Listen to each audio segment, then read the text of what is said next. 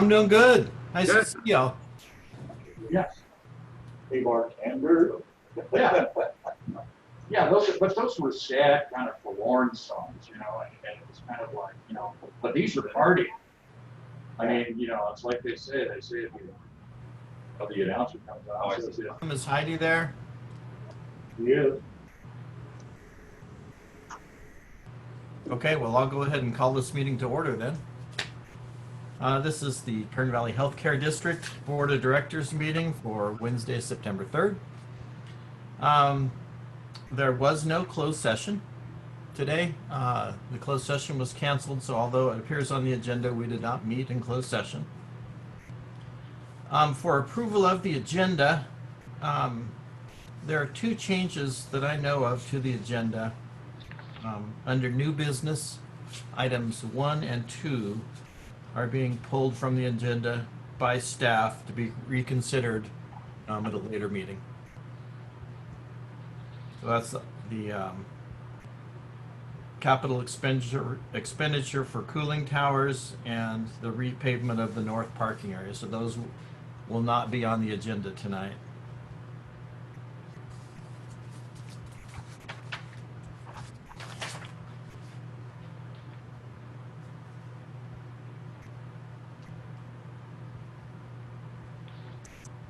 So I probably have these out of order. We probably should have done the flag salute and invocation, huh? But since we're talking about the agenda, is there a motion to approve? I make a motion to approve. With Charlie. the alteration, modification. I'll Any- second if nobody seconded. Thank you, It's Gene. Gene. Any discussion at all on these changes or on the agenda? Okay, the agenda is approved. Well, I guess we need to vote. Please signify by saying aye. Mr. Blythe. Yes. Mr. Bush. Aye. Mrs. Casas. Aye. Mr. Parks. Aye. And Elliot is aye. Okay. John Blythe, would you mind leading us in the flag salute? Yeah.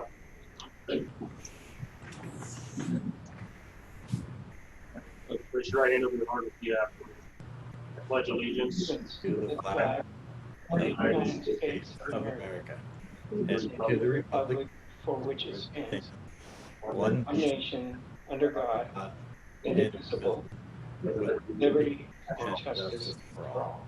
Didn't know who to And Chet, could you provide us an invocation this evening? I sure can. Thank you. Our Father in heaven, we bow before thee this evening to ask thy blessing upon us.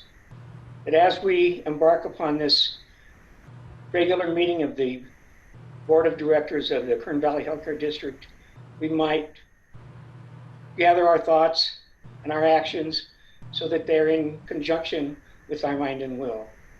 We ask thee to bless us to find ways to bring about the betterment of our healthcare district, find ways to grow it, to meet those requirements that would be there for us, whatever they might be.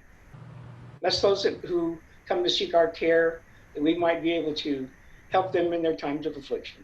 And bless us during this time of COVID-19 pandemic, that we might be able to find ways to still communicate and to provide that care that's necessary. And this we ask in the name of thy Son, Jesus Christ. Amen. Amen. Thank you, Chet. And Charlie, with your fabulous voice, could you read our mission statement? I'd be happy to. Our mission statement reads, we will provide high quality, efficient patient care services that respond to community and provider needs. We will provide leadership in health promotion and education for our patients, residents, medical staff, employees, and communities throughout the district. Thank you. Thank you all. Okay, so item D, we will skip over because there is no closed session report, which brings us to public comment.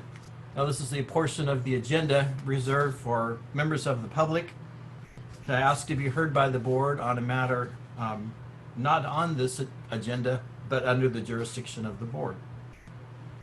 There are time limits. Does anybody, any member of the public, care to be heard at this time?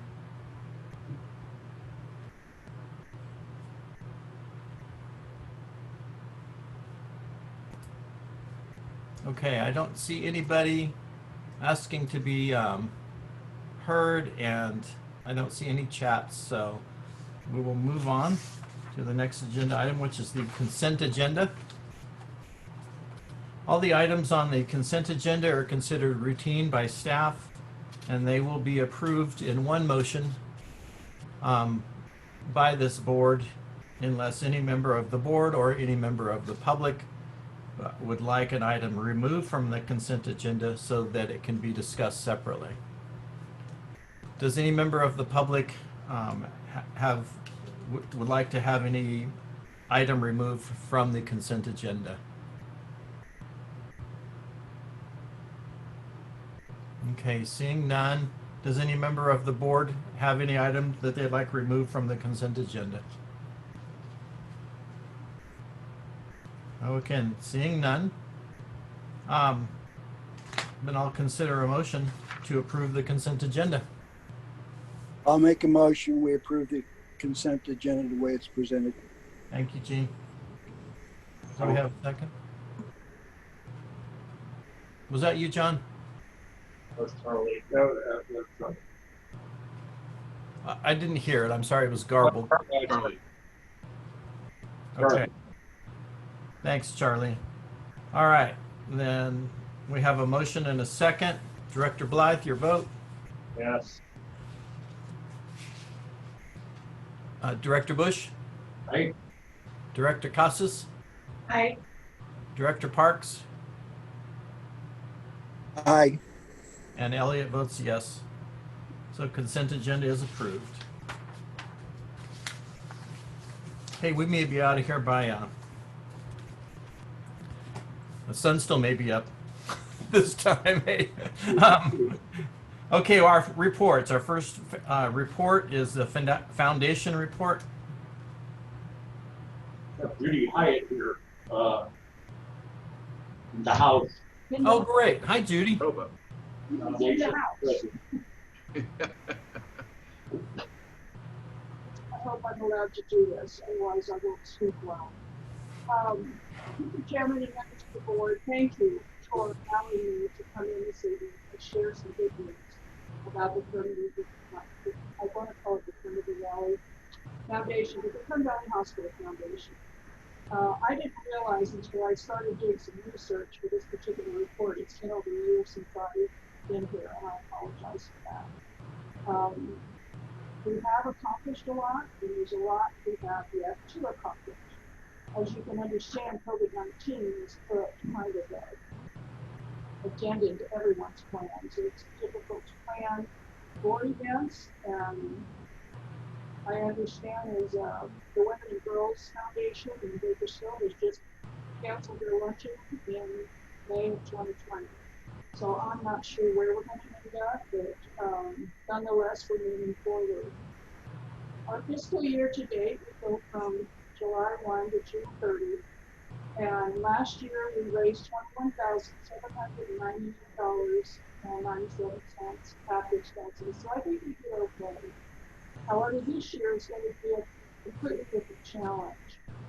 At our next board meeting on Tuesday, September 15th in the hospital conference room, we will be making decisions and finalizing the paperwork with the Friend Community Foundation to create the endowment. If the commission joins, please feel free to do so. The purpose of the endowment is to build a sustainable financial plan for the future of the foundation, as well as future grant opportunities in the field of healthcare and public safety.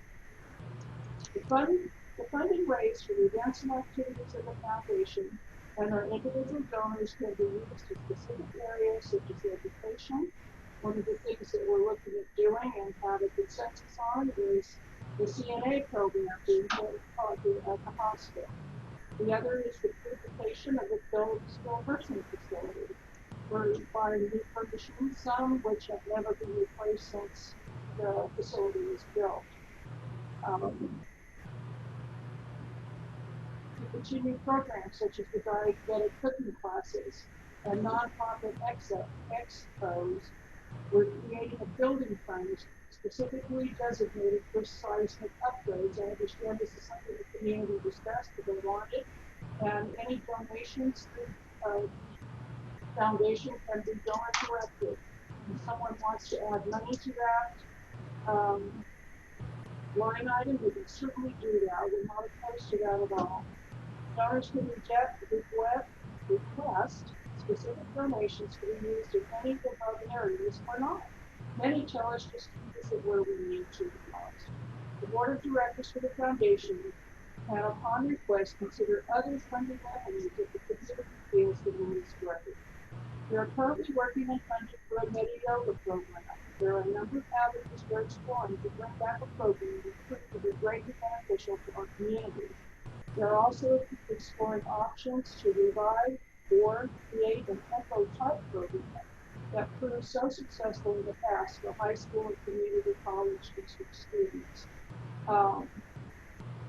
Getting people from our own community trained in the healthcare field, I think, is important to the continued well-being of this healthcare district. And we want very much to see what we can do to make that happen. At our last foundation board meeting, we approved in concept of the reimbursement of work kits, live scan, and state board testing costs. The current costs are approximately $500 per student with 8 to 10 students per class. The big money makers for the fiscal year, July 31 to June 30, have either been postponed or canceled outright. It's been a trying time for all of us to plan fundraising activities and then have them canceled due to public members that refuse to follow simple guidelines to stay healthy. This pandemic is about politics. It's not about public health and safety. End of my rant. Even though we may not meet in person or be able to raise a glass of good cheer, we can and will keep moving forward to accomplish our goals. We are currently putting together a membership drive. It will be a virtual one that will educate and make our communities aware of the good stuff that can happen when we all work together. We are joining with the Network for Good to be our guide to sustainable financial standing and growth in our membership. Our board believes this community and the basic goodness that exists in each of us is going to make us successful.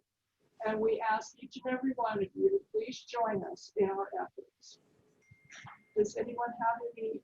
Oops, there's one last item here. Debbie put out a draft flyer about turning in unused meds on September 25th. I just wanted to add that is something that's going to happen this month at the pharmacy. And it's between 11:30 and 1:30 in the afternoon. And it was a successful drive last time it happened, so let's do it again. So does anyone have any questions?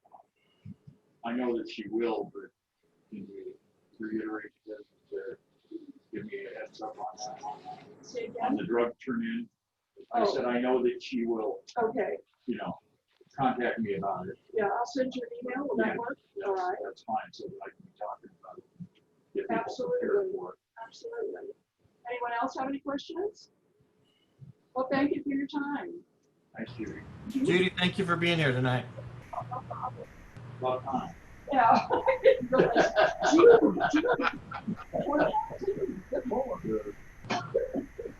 Okay, item 2, the auxiliary report.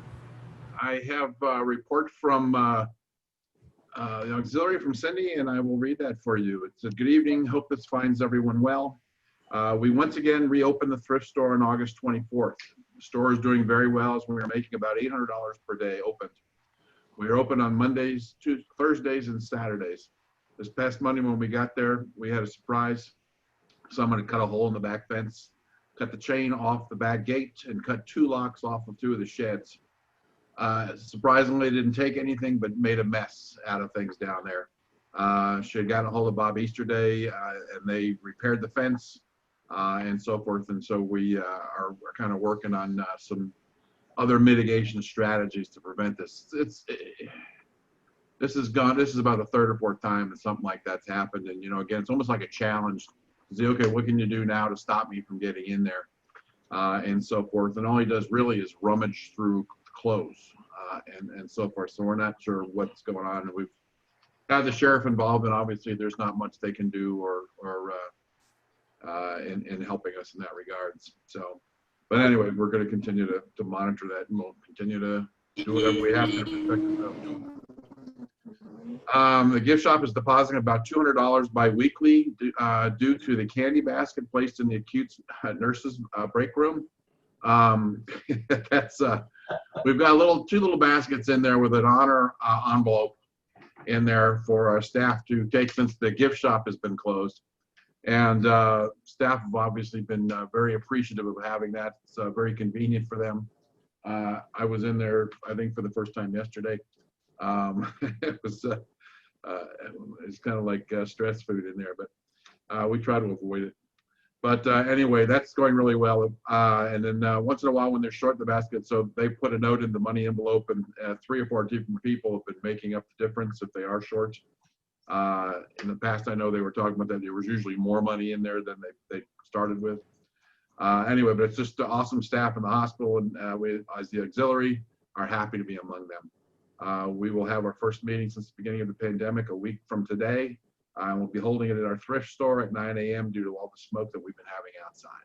And that is the auxiliary reports. Thank you, Tim. You're welcome. Dr. Finstead, medical staff report. All right, thank you, Ross. The Pharmacy and Therapeutics Committee met on August 14. We had a update on COVID-19 preparedness issues. We reviewed a number of policies, mostly from pharmacy, regarding handling of controlled substances, patients' home medications, storage of those medications, and then we retired one policy that had been updated. We also approved 2 new medications for addition to the formulary, one being a Xopenex inhaler. We are no longer doing nebulizer treatments because of the aerosol formation, so we're using meter dose inhalers.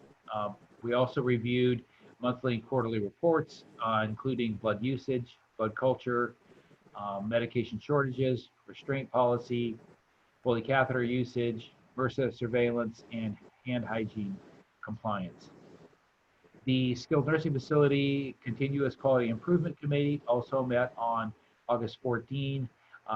They also received, they reviewed and approved a new COVID-19 infection prevention policy. They reviewed their regular reports, including the CDPH plan of correction tracking, QA statistics, hospital-acquired infection report, hand hygiene, environmental rounds, and the nursing center medication review, regimen review. Then they had the antibiotic stewardship component of the meeting right after the main meeting, and reports were reviewed on antibiotic usage for urinary tract infections and also antibiotic usage for wound and respiratory infections. The Infection Control Committee met on August 18. They reviewed a new report and added it to the regular agenda. That report is the nutritional services hand hygiene. That's been broken out of the, well, it's made into a specific report. They also reviewed their regular reports, including hospital-acquired infections, blood culture analysis, antibiotic usage, environmental care compliance rounds, and the nursing center infection control assessment. Then the Medical Executive Committee met on August 18th. We approved the credential file that was on the consent agenda, in addition to the retired or the approved policies. We also had an update on the current COVID-19 issues. And that was the total of meetings. If there's any questions, I'd be happy to try and answer them. Otherwise, that's the end of my report. Does anyone have any questions?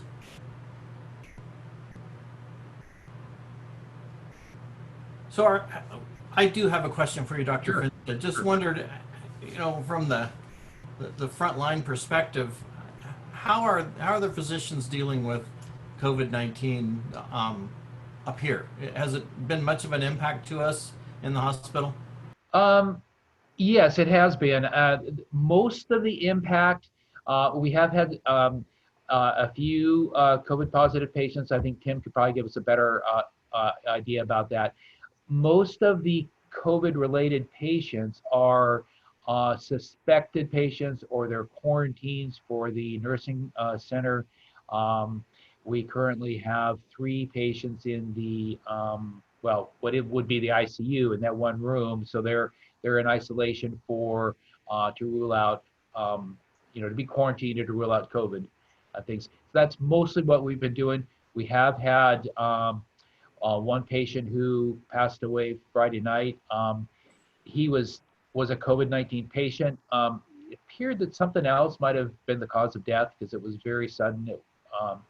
Things, but the the setup that we have as far as the areas that Mark has set up for the personal protective equipment to don and doff that and things, along with the HEPA filters in the rooms and things like that, really work smooth and, I don't know, reassuring when you're going in to see the patients. I'm sure the the staff feel, obviously the nursing staff feel the same way. I can only speak of as an outpatient perspective from my perspective, and we have not, we don't see COVID-19 patients in the office. I did actually have a telemedicine encounter with a patient who had come into the emergency room, been transferred to Bakersfield, was moderately sick, and then had been discharged to home about a week ago, and was still pretty short of breath and really quite weak. But we've had another patient that tested positive that was really asymptomatic, and this was probably 3 months ago. So it's here. We're seeing more of it, and I think the numbers are just going to gradually increase. Thanks, Dr. Finstead. Sure. All right. My pleasure. Okay, then we'll move on to the Chief Executive Officer report. Tim? Great, thank you. And I will tack right on to the end of Dr. Finstad's report. Again, we have had at this point 5 of our SNF residents that were positive. 2 of those recovered. And so we've got, like I said, a couple over here right now that, from my understanding, will most likely be going back to the unit within the next day or so. So that will, we will not have any on the acute side left after that. We have had 2 patients before on the acute side who came in through the ER that were positive. Those both recovered and were discharged home. And we've had 6 employees that came down with it as well. And those were all immediately put on quarantine and sent home and isolated. And so, again, something like I said, we worked so hard to prevent. I know we've been working very closely with the county on that and with the state. And again, they've been very complimentary because, again, we've went so long without having any either employees but like I said, all it takes is that one.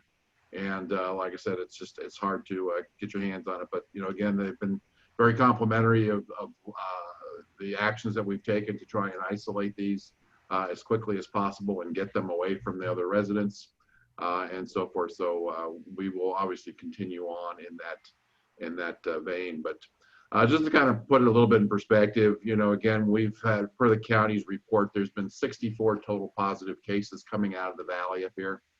Ridgecrest has had 102 positive cases, and major comparison to Tehachapi. Tehachapi's had 1,029. So huge impact down there. So, all in all, while 64 sounds like a lot of people infected, and it is, considering other rural areas and so forth, we're actually been doing still pretty well. But again, we still need to stay on top of things. We still need to take the precautions of, social distancing and wearing our masks and obviously washing our hands frequently. That we will continue to push and strive to educate the community on. As it relates to our community testing, we had, due to a drop in the volume of people that were coming through for tests, we have notified the county that we're going to be dropping 1 day of testing. We're going to be just testing on Wednesdays from here out. Unless we see an uptick in volume that we can't handle on that day, then we will agree to add other days. So we're in the process right now of redoing our contract. Our contract with the county ran up through August 31st. We have a new contract that we're working under that's retroactive to cover us, so there was no break in service.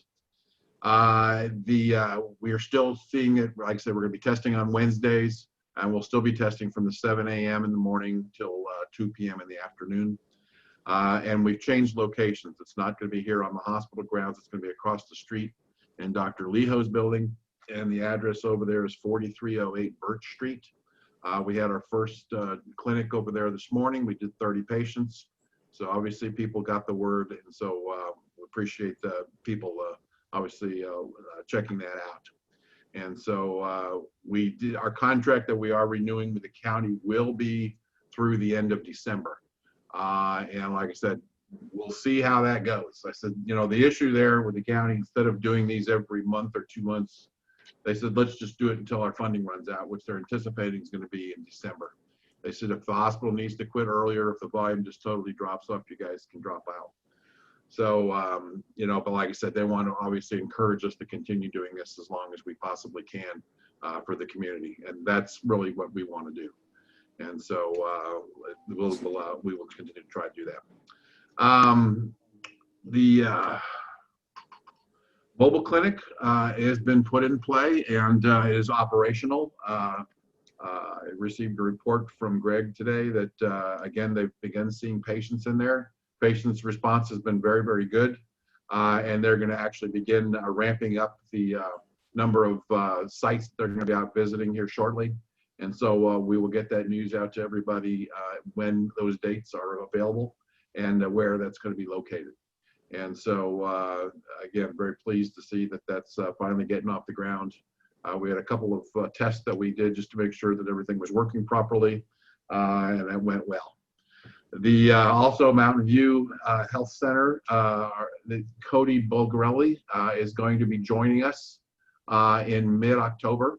He is a new PA from our own valley here, and obviously well known.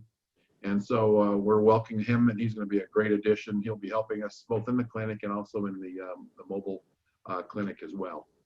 And so again, he should be here shortly, making sure that his license and everything has been approved. So that's in process. We received notification from Current Health Systems that again, they've been going through a process where they were trying to work with the hospitals to come up with some additional reimbursement for us, because they know how hard all of the hospitals in Kern County have been impacted as a result of COVID and the closures of a lot of our outpatient services. And so we received 2 amendments to our agreement with them. The first is for clinic services. They are basically providing us a lump sum of $175,000. There are 3 things that we have to meet, one of which is we have to be able to make sure we can do COVID testing for their patients, that we are doing COVID screening on those patients, and also that we can provide their people, their enrollees, with COVID education. And so Greg is going to be working on that. And if we do those things, then we get to keep the entire $175,000. And that will run from September 1st through December 31st. And then, like I said, there'll be a true up, I think, in March sometime to see how we've done, each of the facilities has done on meeting the goals.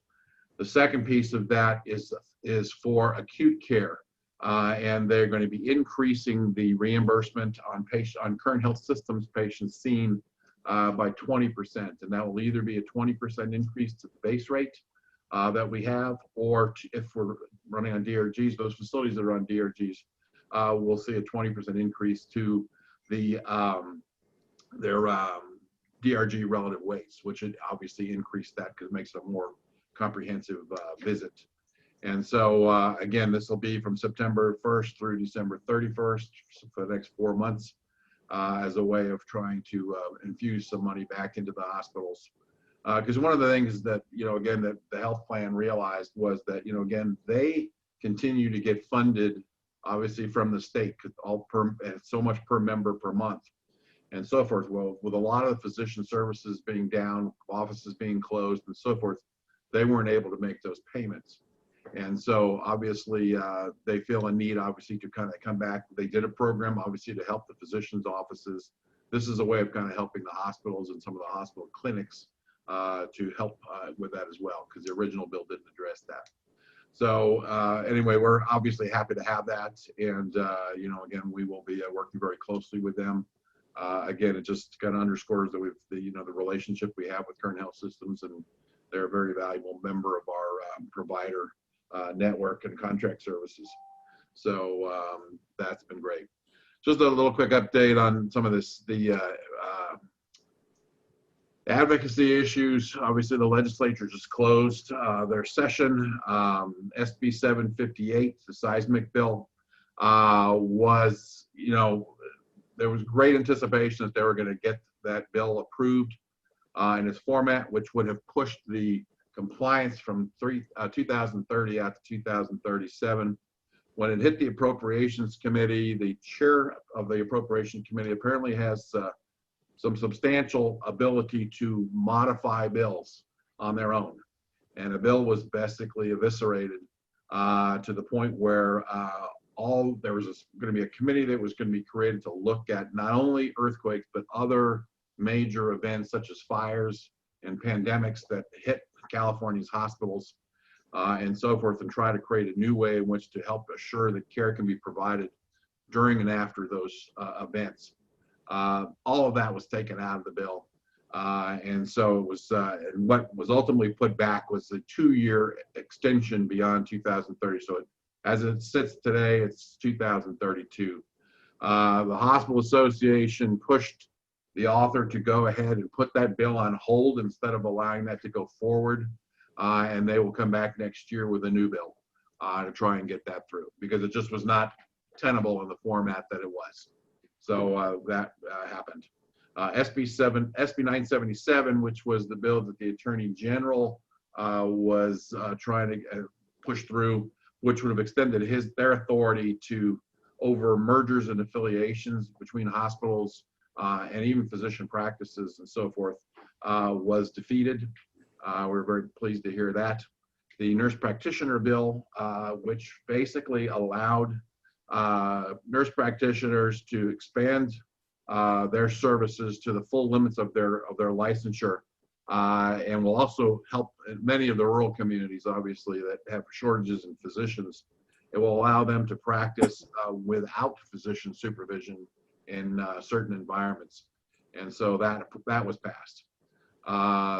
One of the other bills was AB 3242, which was the telehealth for 5150 assessments.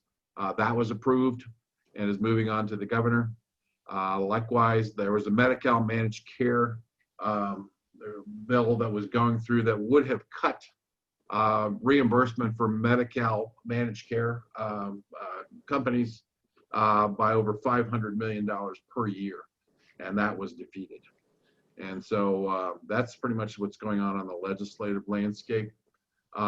We are continuing to work with Dr. Grimes on possibly bringing orthopedic surgery here to the hospital. Very, very interested. Our team has been working closely with his staff, trying to understand what his equipment needs are and so forth, and how we can do that. We used to do it a number of years ago. And so that's in process. And also, just as the last item on my report, Mark and Bob Easterday and I did a walkthrough on the Kissick property on Monday. I'm very pleased to report that no glaring issues whatsoever that we saw with the building. It's in very good shape. And again, I think we're ready to go ahead and continue on with that process. And so that's the end of my report, unless there's any questions. Does anyone have questions for Mr. Maglue? I'd just like to ask a question, Tim, if I may. oddly enough, in this day and age, I still consider myself a critical thinker, so I like to check other sources before I say anything about it. Have you heard anything, and I guess I'm trying to reach that by asking you this question, or Mark, or Dr. Finstead, or anybody. Something was sent to me late today, that stated that the CDC was trying to prepare states for a vaccine as early as next month. And that they were sending out scenarios to states. And one of the scenarios, of course, is one where there's not enough vaccine to go around. How do you triage that and prioritize that? Have you heard anything come out from CDC about this? I have not heard anything that specific. I do know they're getting very close on a vaccine. I had heard that I believe it purchased 150 million doses of the vaccine. I'm not sure if that was from one vendor, if that was coming from multiple vendors, but I've not yet heard anything as to a date when that was going to be issued out to anybody yet or not. I don't know if Dr. Finstead has, or Mark. I had read part of a report about a triage mechanism, for these 150 million vaccines, for when that becomes available, and about doing high risk providers and then high risk people, those particularly be in community living situation and things like that, and then kind of on down. I think there may be up to 4 or 5 different tiers. I can't really give you all the details about the other tiers and things like that. So it sounds like they're kind of gearing up for this. I did read a comment basically about the public health departments, and they have been underfunded for decades, and it's amazing they're doing as much work as they're doing right now, as we have just not felt as a society that it was worth putting money there. So for them to be involved in administering vaccines, I just don't know how they're going to, where they're going to get the personnel without, money and staff. Yeah. I know there was some conversation at one point about the military stepping in and helping them out. That was apparently quickly ruled out. That more than likely these are going to be done through CVS and Walgreens and places like that they were talking about.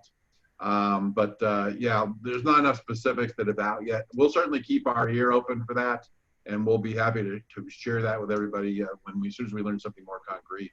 Okay, I was curious. Thank you.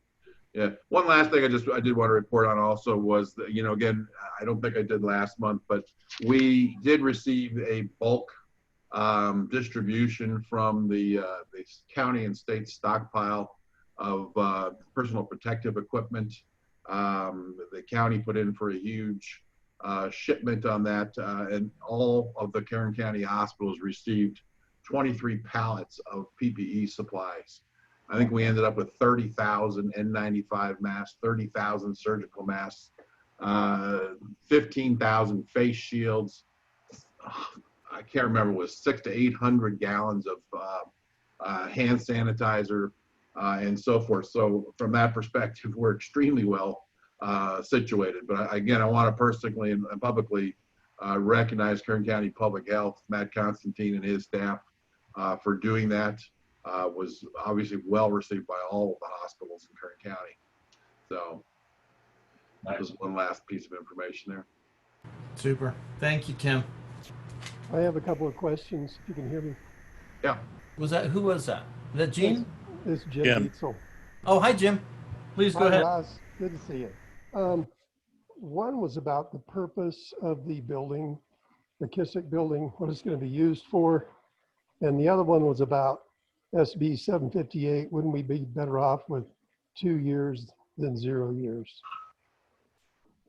I'll deal with the 758 first. 758, 2 years left, we see every little bit helps, and there's no question about it.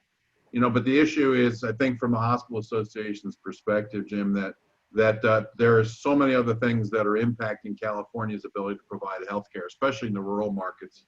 As we're seeing right now with fires and everything else, that there needs to be a much broader approach and look to how we continue to provide care when these disasters pop up. The concern is obviously we were looking at well over $100 billion of just construction costs, let alone the cost of financing those upgrades to California's hospitals. And that money just is not there for many of them. Obviously, it's been a stretch even for us and will continue to be. And so, the concern is obviously from the Hospitals Association is we need to go back and relook at that. Because as we've seen, many hospitals within California are not in seismically active areas. And so what is the point of having them go out and spend money needlessly to upgrade those facilities for seismic purposes? Are there opportunities for money to be spent that might prevent for a more mobilized ability to provide care in the event of a disaster? Those are some of the things that committee was supposed to be looking at. And so forth. So, again, it's not that, no, we're not happy that we got 2 years. Sure we are. I think the question is that we need to continue to have more conversation about it, and that's what's going to happen there. So it's not that we're trying to defeat that, like I said, because more than likely it would have been most likely signed, but I think there's still an opportunity for them to find better assistance. And, certainly the hospital industry is really looking to the legislature to finally find out, hey, when are you going to do something about providing some money to make this happen? This was a state mandate that provided absolutely no funding for any of the hospitals to get this stuff done. And that just put, more and more pressure on an already underfunded system from a reimbursement perspective. And so there's still a lot that needs to be done in that regards. As it relates to the Kissick building, again, this was part of our plan, obviously, as we were looking to do the seismic, the 9-phase seismic plan upgrade, was we have a number of departments, because in order to keep the cost down on that project, we needed to be able to stay within the footprint of the existing buildings. In order to do that, because of the movement of departments around, to make that happen, we were going to be looking for needing space to relocate certain departments that are in the hospital that, because of technology and so forth, no longer need to be. They can be outside the facility and still be connected, medical records, billing services, those kinds of things that will be going down there. The space may also provide us opportunities to expand certain clinical services. And so we're going to be looking at that as part of the strategic planning effort. And so that's what's going on with the Kissick building. Okay, Tim, thank you. You are. All right, then let's move on to the Chief Nursing Officer report. Mr. Gordon. Hi, everyone. Good evening. As you may already imagine, growing fears among the nursing staff with respect to having our own COVID patients in the facility. We do have multiple resources with training and new PPE stores, and we just are trying to reassure them and help allay their fears somewhat, and remind them that while we go to the nth degree with respect to isolation practices, the CDC only recommends droplet precautions, and we're putting those types of patients in negative pressure.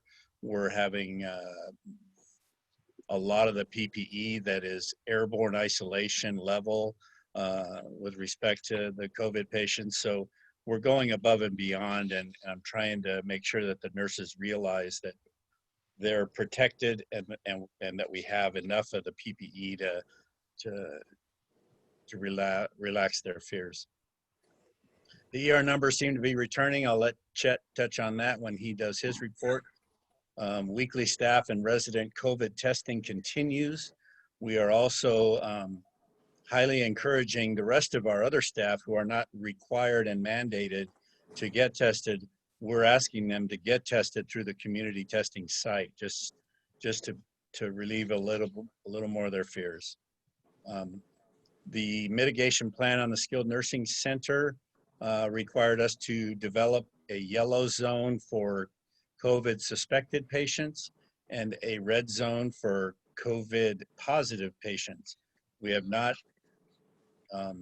implemented the red zone, but we have a space dedicated for that. We have implemented the yellow zone, so if a resident has to go to an appointment or to the ER, they are placed in that yellow zone for a quarantine period and then moved into the general green zone population. So we're still protecting the rest of the resident population. Let's see, staffing does remain difficult. As it was reported earlier, we've had multiple COVID positive staff members. I created a video and applied it to our links COVID update page for all the staff to kind of plead with them and point out the responsibility we have to our patients, to our residents, to kind of avoid those environments and those situations where we might be in a public place with a lot of people, try not to hang out together, maintain their social distancing, washing their hands and wearing their masks. Even, we mandate it in the facility, but I can't mandate or watch people outside the facility. I'm not a COVID cop, I'll say, but I just wanted to plead with them to say, listen, we have a responsibility to be able to provide care for these folks. So I did do that. That is on the update or the links page if anybody's interested. Yesterday we had a visit from the CDPH. They pointed out several areas that they thought we may need some education. So Jean Chang is sending up a special individual to help our infection control practitioner with some education and some, because these things change, if not weekly or if not daily, weekly at least. So a lot of the changes, we're going to get a firsthand view by an expert very soon. So we're trying to work out the time and date for that to happen. CNA interviews for the new CNA program that starts on September 4th were held on Monday. There were 11 applicants, 8 of whom actually came and got their interview. So we will have a class of 8 students, I believe. And as Judy Hyatt mentioned earlier, they are going to help with some of the tuition should those applicants request it and need help with that tuition. Other than that, that's my report, unless there are questions. Any questions of Mr. Gordon?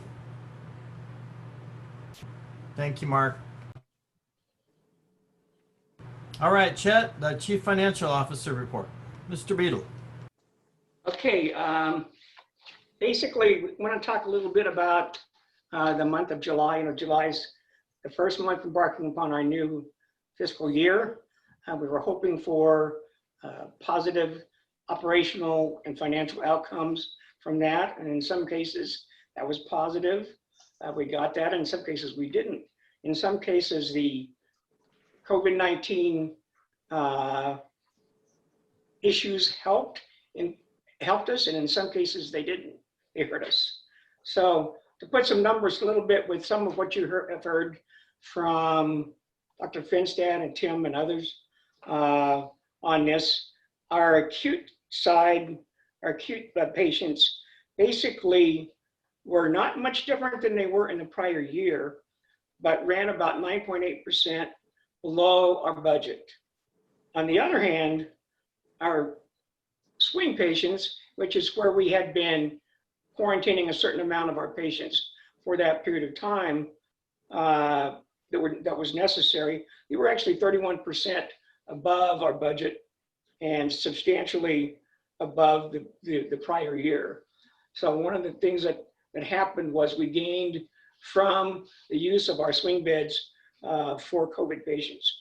What it did though, is for your swing beds, for example, in the prior year, we had an average length of stay of 5.7 days.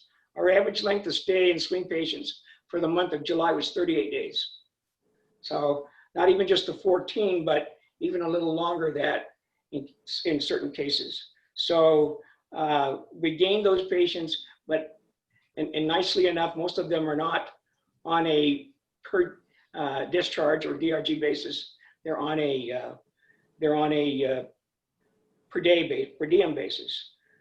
We actually had almost the same number, as I said, of patients at the average daily census in acute was 3.6, both last year and this year.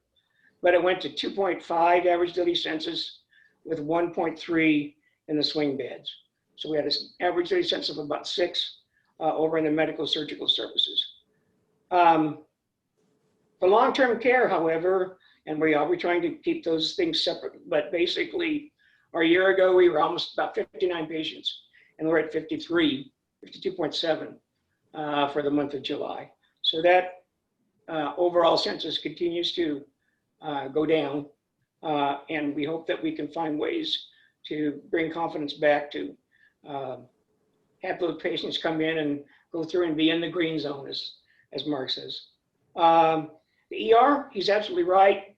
Mark was absolutely right that, especially in the month of August, what I use as a guideline is 20 average daily visits in the ER. And we're pretty much at that for the month of August. Now, we were not quite at that for the month of July. We were about 9.2% below that. So we weren't quite where we would like to have been. Here's another interesting part is that our outpatients have been one of the things that we have tried to say, okay, let's get that outpatient volume, those referred outpatients back up. And interestingly, because of the COVID testing and the ancillary services associated with that, we were actually 38% ahead of our budget in outpatient referred patients. You know, that those COVID patients are bringing a lot of patients through for visits and for lab work. So not that it's a huge amount of money, but we did gain substantially from that. Our clinic actually did well.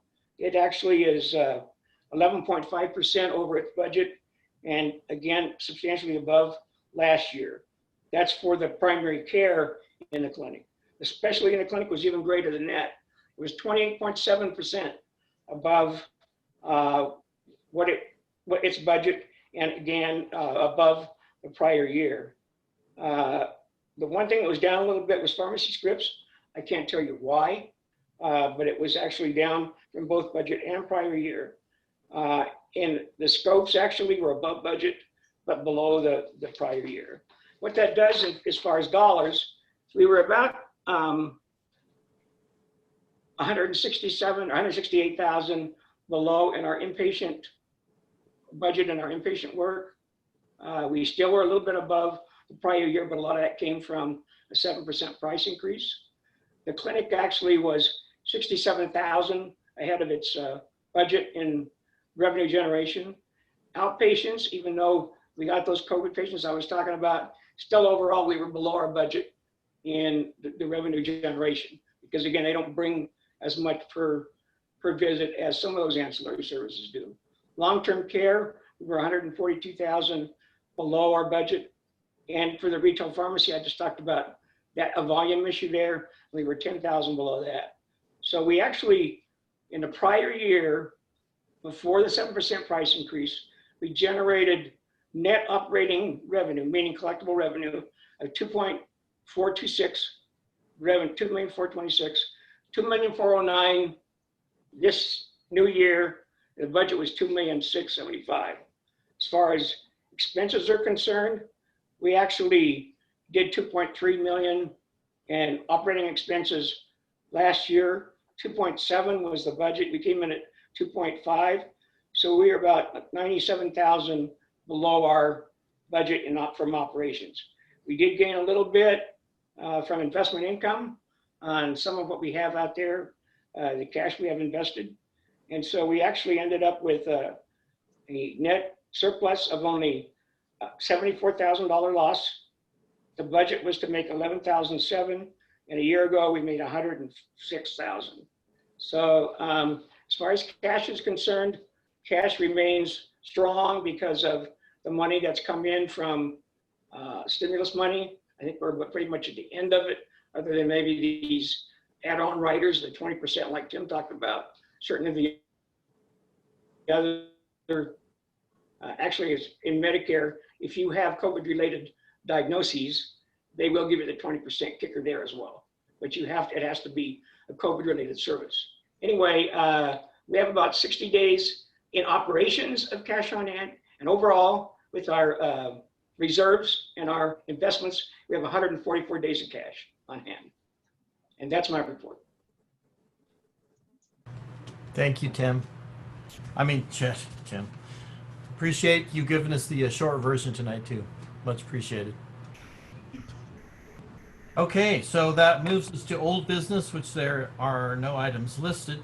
And then for new business, as I mentioned, item 1 and 2 are not on the agenda any longer. So that brings us to item number 3, the final architectural agreement. Tim? You know, again, this was the agreement that was approved by the board last month. We were asked just to kind of bring it back so that the board had an opportunity to see this, that the changes were made. Again, the question that came up at the very end of the board meeting last month was to make sure that we were not going to be, they would not be allowed to bill for services they hadn't performed.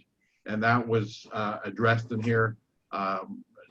Chet and I went through that. Scott and I looked at that as well, and very comfortable that the language meets our requirements and so forth. So this really was brought back more for receive and file.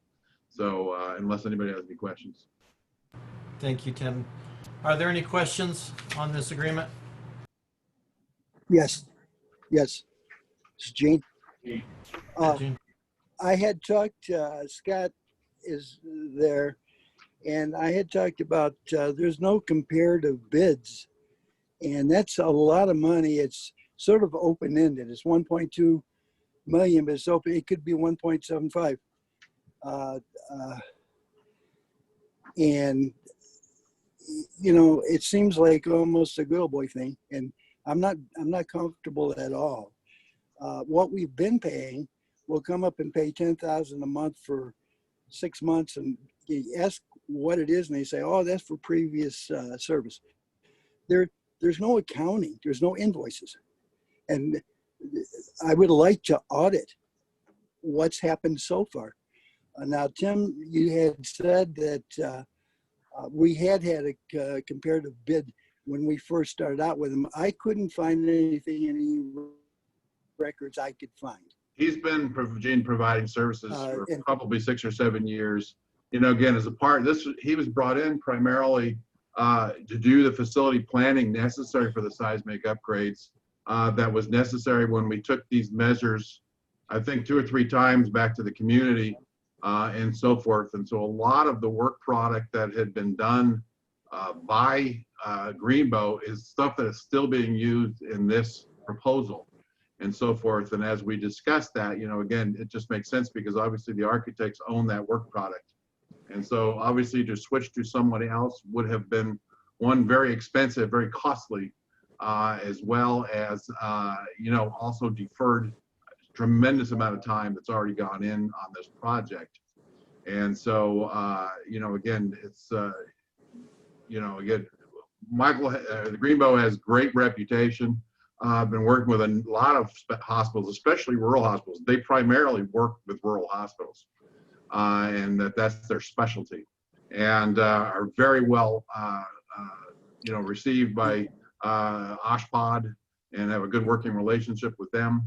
And so, you know, again, I think at this point in time, any change that goes on obviously would jeopardize our ability to maintain the 2016 building codes and so forth. So that's another factor. There's no, I keep asking, show us where we're saving money. But here, Tim, whenever you did that 3 months ago, you brought Mr. Or Michael, whatever his name is, in, right. And he did some drawings for us, and he was there in person and everything. Where did you get that authorized? Did you go through finance, or did you, and how much did it cost? And Michael's been working on this for some time. What he came back to do was to do the presentation. Obviously, we've got to continue moving this thing towards meeting the seismic requirements. That's what we've been talking about for quite some time. Who are you taking it to? It's not been in any planning meetings. You haven't talked about that. It's You gone to haven't talked building about and it. planning, and it was going to the board, the board prior to you coming on the board. The board's been involved with this all along, Gene. Yeah.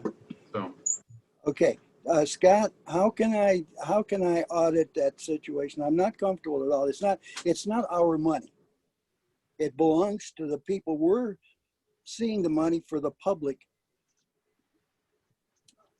And Chet, I don't feel comfortable There's spending nothing, the Gene, money and everything not is- accounting for it.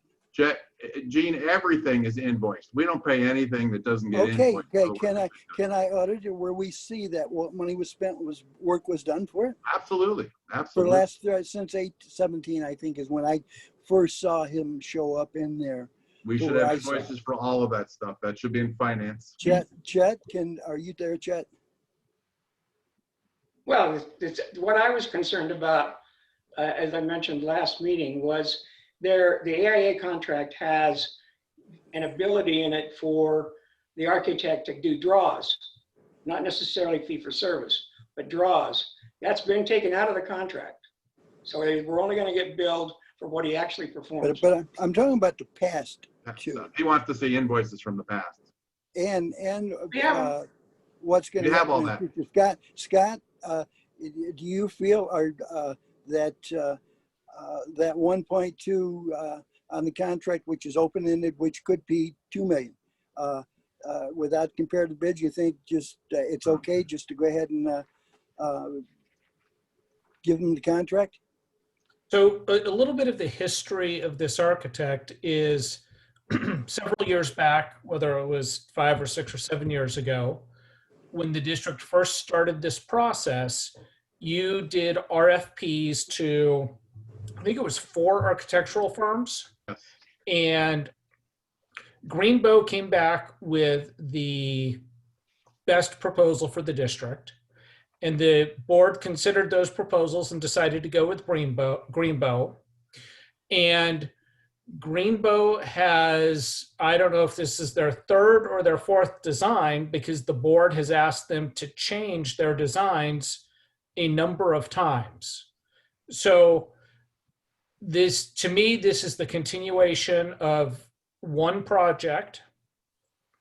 It does not have to, you do not have to do the fair and competitive selection process because you're still engaging the same architect for your SB 1953 work. As to the cost, their rates are very reasonable in the architectural world. Is it so 1.2 million is probably not bad. A lot of architects will do it as a percentage of the cost of work, which would probably bump you up over the 1.2. So doing the hourly at their rates at 1.2 or whatever it is right now is probably not a bad contract. You're actually probably fine on that. That's actually defined. Okay. What they're paying is actually defined in the contract. And anything above and beyond this work would need to come back to the board as a change order for additional services. So there is that protection built in. But So, and this is going is to a be brand monitored. new contract. What's that?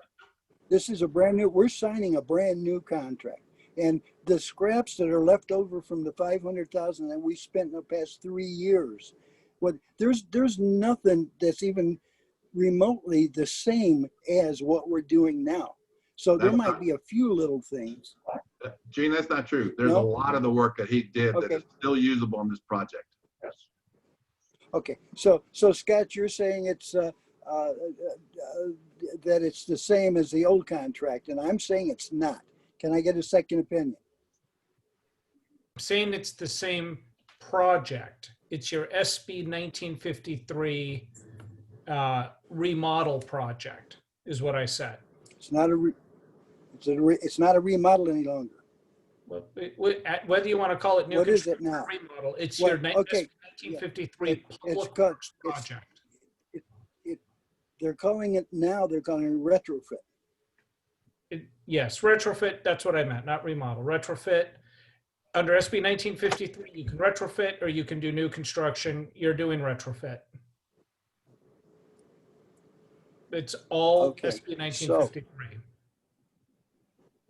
Okay. It doesn't look like the same contract when I look at it. It looks like a new contract. You are approving a new contract based on the new work that the board has asked them to do. Yes. On the same project, right? And again, this contract's already And been we can, approved. Scott, we can do that. Yeah. Well, yeah. Okay, how much did we put up front? There was never a figure there. And somebody asked on the public too, how much did we give him for the first, to start on the new project? No. We didn't make a deposit. We just paid his monthly bills for what he had done. Okay, starting now with this new contract, we're just gonna pay a monthly? Yes, Okay, so for work performed now. That's correct. Okay, so the 500,000 that we've got into what we haven't done any construction basically for the past 3 years. Is there any more that we have given besides the 500 that I'm aware of? When's the last check you gave, Chet?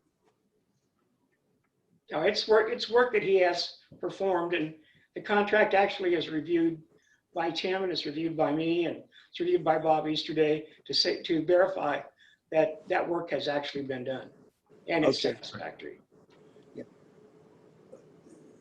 I'd like to be able to look at some of the two, just not a big deal, just look at it. Have a whole file from Greenboat. You're welcome to look at it. Okay, all right. Like I said, Okay. there's been nothing paid for work that hasn't been performed, and we're more than happy to have you take a look at that, Gene. Somebody was saying we were gonna pay $300,000 up front or something like that. No. Nope. No, I Okay, wouldn't allow a deposit like that. okay, thank you guys for your time. You're welcome. Thanks, Gene. Okay, so this is a receive and file. I'll entertain a motion to receive and file. I will make that motion. A second. Thank you, Charlie and Barbara. Director Blythe, Yes. Director Bush, Yes. Director Casas, Yes. Director Parks, No, and Director Elliott votes yes. Okay, that takes us to item 4, strategic planning. Tim? Just want to update the board that, again, we have a date finalized now for the actual strategic planning summit. That will be September 17th and 18th. That, I believe, is a Thursday and Friday. It will be a half day, end of the day. I think will be lunch served on the 17th. We will start our meetings and deliberations, and then with dinner that night. And then we will continue on the Friday morning through lunchtime, obviously, to begin looking at the steps and action where we go from here after we've reviewed the data. Again, that's the community survey update. So far, we have 469 responses from the community survey. We went ahead and sent out a card with the link to the survey to every household in the Kern River Valley. Primarily, we just, again, want to do everything we possibly can to get as many people in here. I have a little note from Rob, Rob Eskridge, who's leading that effort, that I'll read. It says, as of today, we have 469 responses to the community survey, validating your local healthcare needs assessment. We have 2 weeks left to convince and encourage locals who have not yet participated in the survey to do so. This is important for these reasons. 1, a higher response rate will increase your confidence during and after the strategic planning meeting as you prioritize and authorize additional services. This is especially important for elective outpatient services, which can bring much needed reimbursements to fund capital projects. 2, in addition to services input, there is input on communicating with district residents. Again, important to know how you can communicate most effectively with those who are current and potential patients for the hospital, clinic, laboratory, and radiology services. Ryan and I have learned already that you have several medical groups in Bakersfield that are targeting your patients for their practices. Answers to the survey will help Tim and his team to compete more effectively with these well-funded competitors. We have also learned that there are segments of your community who have little or no engagement with the district and its services. Completing the survey is important for the information it will bring and also for the education and engagement with potential patients. And finally, there is money in it. For every survey received after tonight, Kathy, Ryan, and I will each personally donate $1 to your hospital foundation. While it may not be a huge number, it does demonstrate just how important we feel it is to reach for each of your board members to send out an email with a survey link to your local network of friends, colleagues, and clients ASAP. And again, thank you for engaging us to guide your strategic planning. We look forward to being with you on September 17th and 18th. So again, just, again, the more surveys we get back, the better, more accurate the response that we will have, and to consider those answers in our planning process. And so again, want to continue to urge everybody to do so. Any questions that we can ask?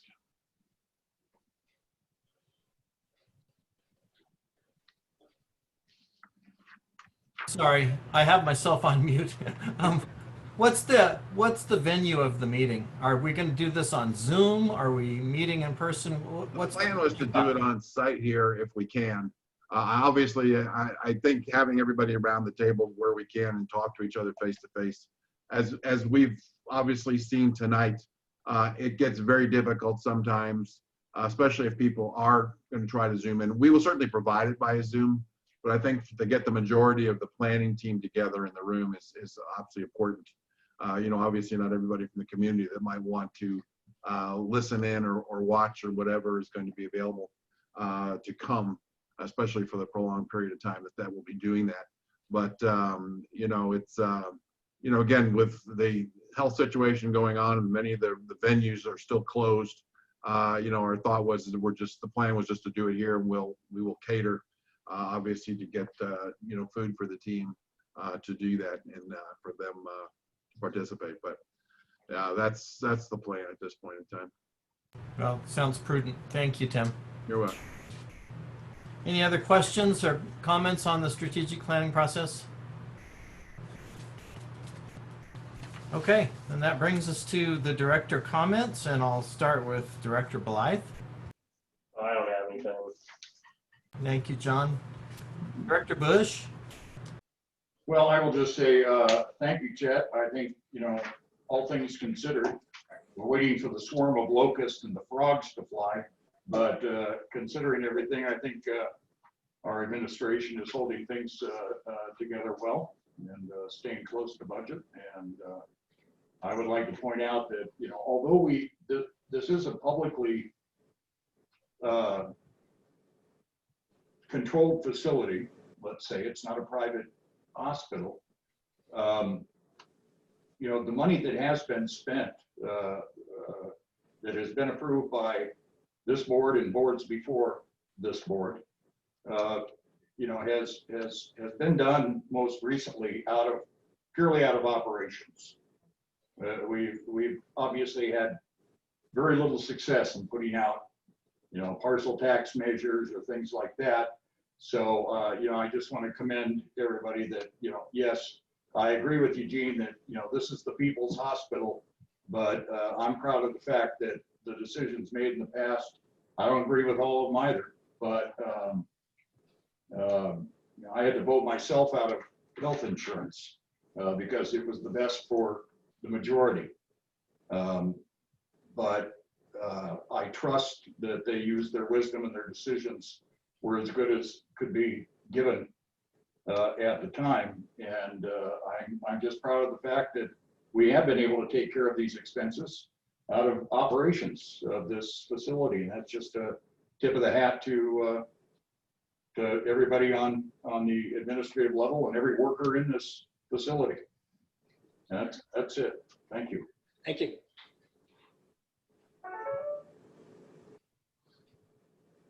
Okay, Director Casas. Yes, I would like to say tonight that I'm at times very disappointed in what goes on in the community with the feedback, talking about the survey, things like that.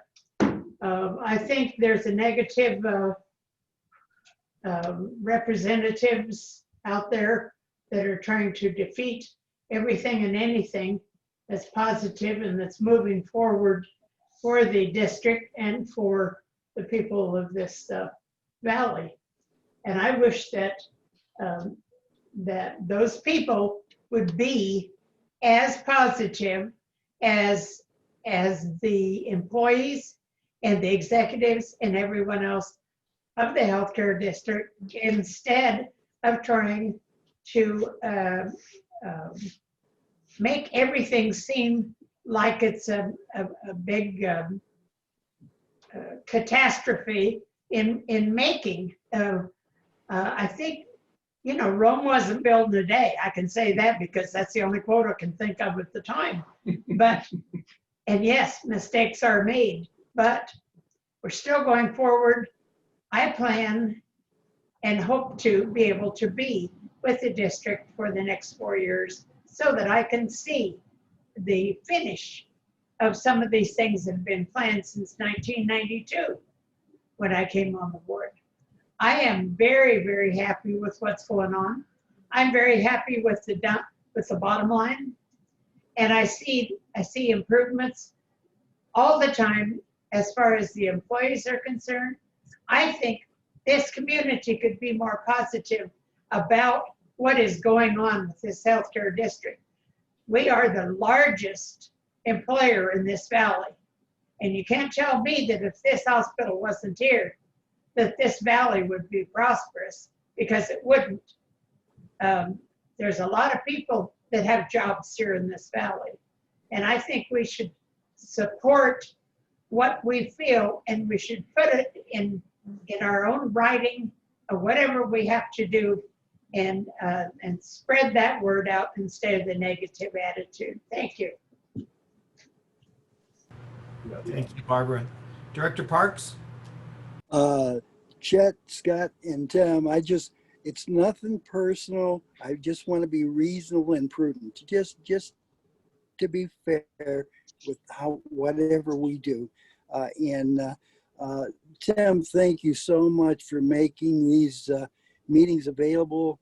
And I would like to request, if possible, to go to plans and procedures, policies and procedures, and make it a board decision that we continue to do it as time goes by, even after COVID, that we continue, because the public is able to, they're not available to come to the meetings. They're able to go ahead and look at them when they have time. And so it's an awesome thing. And I don't know if Tim would be the one to initiate that, or Gene, I appreciate that. You know, again, obviously, you know, we have always wanted to be very transparent with the community.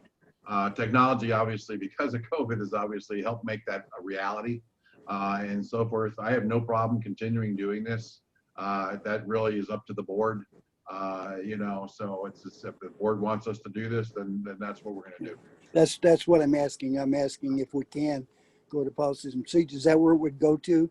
And then they bring it out, or that can be done here at this meeting next month, obviously, because that would obviously be an action item. Okay. Could we get that on there for an action item? Yes.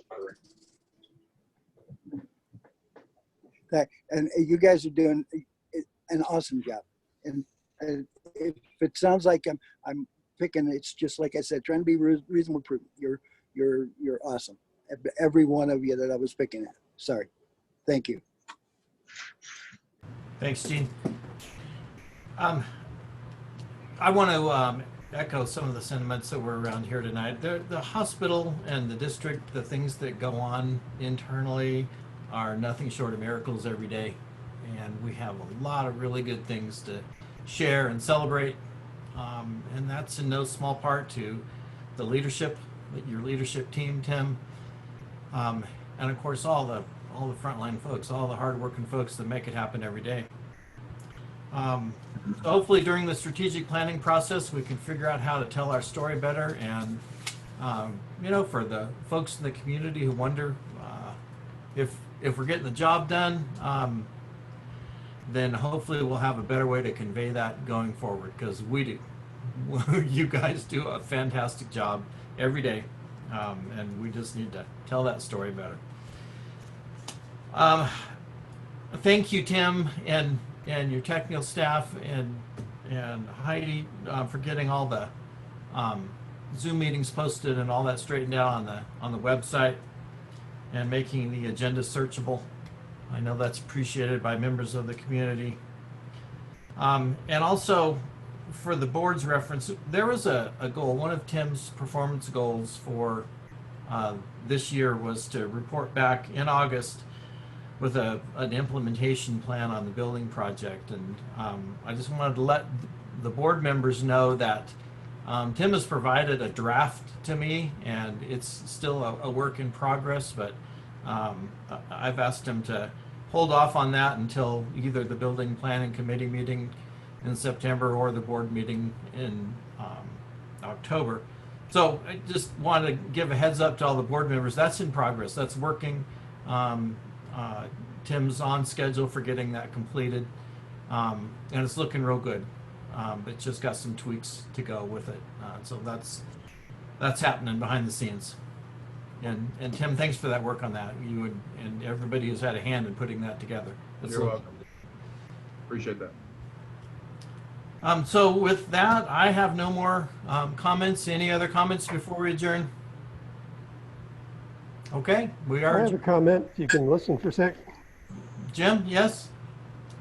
I wanted to thank Tim for his explanation. I did lose connection when he started talking about the building, but I can check the recording. I don't need you guys to stay any longer. That's fine. Jim, if you have any questions, please call me direct. I'd be happy to talk to you about it.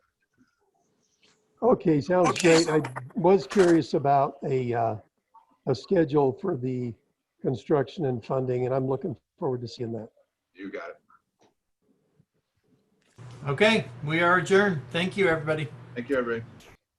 Good night. Good night. I